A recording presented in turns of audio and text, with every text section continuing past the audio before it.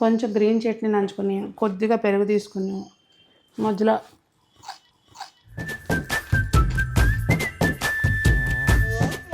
అలా ఒక ఉల్లిపాయ వేసుకుని తింటే ఇది కదా జీవితం.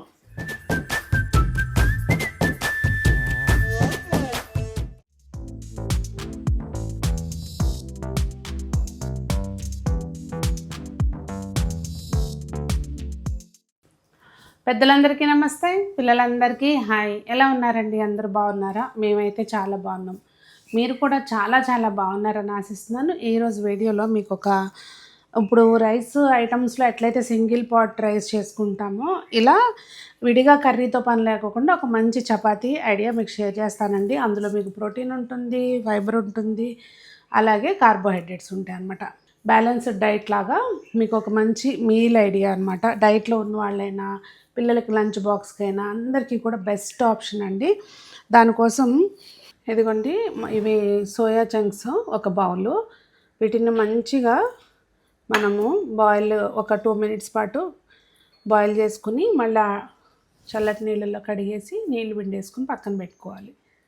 ఇదిగోండి, నీళ్ళన్నీ పిండేసి ఇలా పక్కకు పెట్టుకోవాలి. ఇక్కడ ఒక బీట్రూట్, ఒక క్యారెట్, కట్ చేసిన కొత్తిమీర, ఒక చిన్న ఉల్లిపాయ, ఇవి కూడా మనం పీల్ చేసుకుని కట్ చేసుకుని రెడీగా పెట్టుకోవాలి. ఒకవేళ నేనంటే ఇప్పుడు ఫుడ్ ప్రాసెసర్లో వేస్తున్నానండి, లేదు అంటే ఇవి తరివేసి పెట్టుకోవాలి. మనం తురుముకునే దాంతో తరుముకుని పెట్టుకోవాలి. ఇప్పుడు మనం తీసుకున్న ఈ బీట్రూటు, క్యారెట్, ఉల్లిపాయలు, అలాగే ఈ సోయా చంక్స్ ఏవైతే ఉన్నాయో ఇవి కూడా వేసేసుకుని మంచిగా గ్రైండ్ చేసుకోవాలండి. మిక్సీ జార్లో కూడా చేసుకోవచ్చు, పల్స్ మోడ్లో చేసుకుంటే సరిపోతుంది.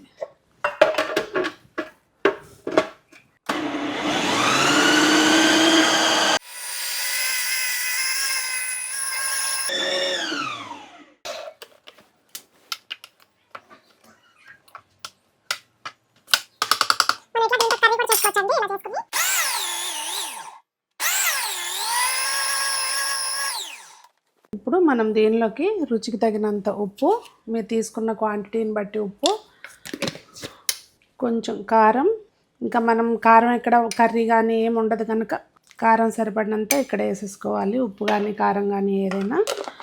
ఇందులోనే కావాలి అనుకుంటే ధనియాల పొడి, ఇంకా మీకు నచ్చిన మసాలాలు ఏవైనా వేసుకోవచ్చు.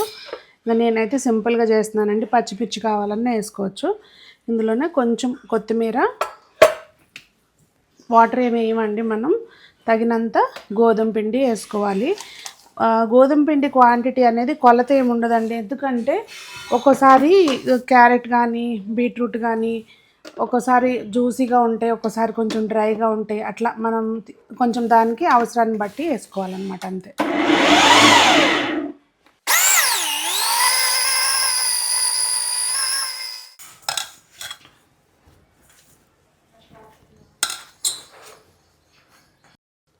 పిండి అయితే రెడీ అయిపోయిందండి. ఎమ్మటే చేసేసుకోవాలి, మళ్ళీ వాటర్ వదిలేస్తుంది లేకపోతే. ఇంక ఇప్పుడు మనం కొద్దిగా చపాతీ మీకు కావాల్సిన సైజులో చేసుకోవడమేనండి. నాకు కొంచెం పిండి పట్టింది, నేను మళ్ళీ కొంచెం పిండి వేసి కలుపుకున్నాను. వాస్తవంగా ఏంటంటే ఇది గోధుమ పిండి నేను వాడేది కపివా ఆట అని చెప్పి, అదొక రకమైన గోధుమలు అనమాట. సో అది కొంచెం జిగురు తక్కువ ఉంటుందండి. ఇలాంటి వాటికి ఆ ఆట సజెస్టబుల్ కాదండి. మామూలు గోధుమ పిండి అయితేనే బాగుంటుంది, లేదు ఓట్స్ అయినా బాగానే ఉంటుంది. ఇదైతే మాత్రం దీనికి సెట్ అవ్వట్లేదు. నేను ఇంట్లో అదే ఉంది కదా అని చేస్తున్నాను. ఇది కొంచెం చూసారా చక్కగా ఇట్లా చేసుకోవాలి. ఇంకా మనం 2 వైపులా తిప్పుకుంటూ కాల్చాలి. ముందు 2 వైపులా కొంచెం కాలిన తర్వాత అప్పుడు నెయ్యి అనేది రాసుకోవాలి. నెయ్యి అయితే నెయ్యి, నూనె అయితే నూనె. మనకి గుడ్ ఫ్యాట్స్ కూడా చాలా అవసరం అండి. సో నెయ్యి తినటం తప్పేం కాదు, కాకపోతే క్వాంటిటీ అనేది చాలా ఇంపార్టెంట్ అంతే.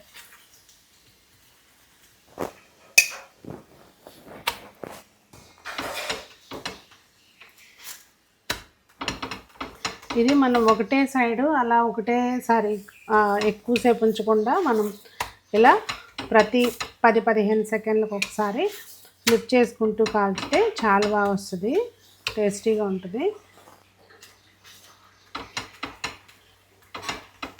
ఈ మొక్క ఏమైపోయిందో చూడండి.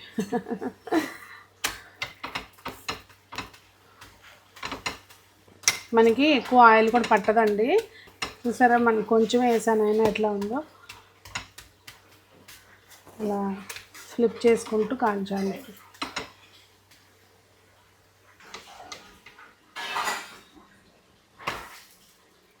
చపాతీ అయితే సాఫ్ట్గా రెడీ అయిపోయినాయండి. ఎంత రుచిగా ఉంటాయంటే నేను చెప్పటం కాదు, ఒక్కసారి ట్రై చేసి మీరే చూడండి. ఇంకా ఇప్పుడు నేను తీసుకున్న క్వాంటిటీకి అయితే నాకు 7 చపాతీలు అయినాయండి. మీ అవసరాన్ని బట్టి మీరు చక్కగా పిండి అనేది కలుపుకోండి, మీకు ఎంత అవసరం అవుతే అంత.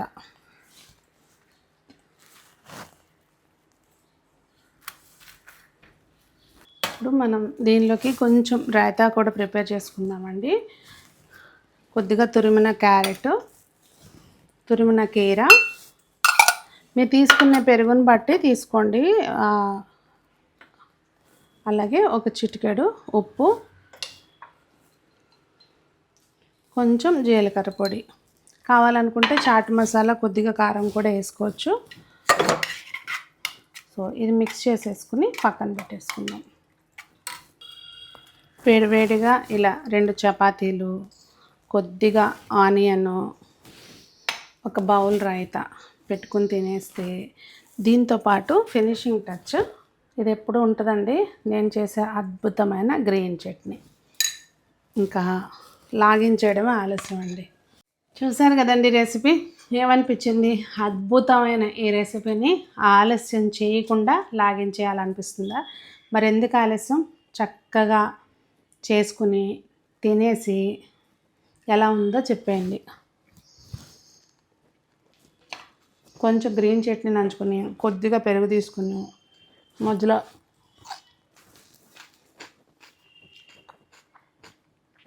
అలా ఒక ఉల్లిపాయ వేసుకుని తింటే ఇది కదా జీవితం అనిపిస్తుంది. సో ఫుడ్ ఎప్పుడు ప్రిపేర్ చేసినా అన్ని రకాల వాల్యూస్ ఉండేటట్టుగా చూసుకుని ప్లాన్ చేసుకోండి. ఇది మీ పిల్లల లంచ్ బాక్స్కి బెస్ట్ రెసిపీ అండి. తప్పకుండా ట్రై చేసి ఎలా వచ్చింది ఏంటనేది కామెంట్ చేయడం మాత్రం మర్చిపోకండి. ఇంక ఇలాంటి డిఫరెంట్ రెసిపీస్ ఏమైనా కావాలి అంటే కనుక కామెంట్స్లో అడగండి. మరి అందరూ బాగుండాలి, అందులో మనం ఉండాలి, అందరూ మొక్కలు పెంచాలి, ఆరోగ్యంగా ఉండాలని కోరుకుంటూ మీ సునీత.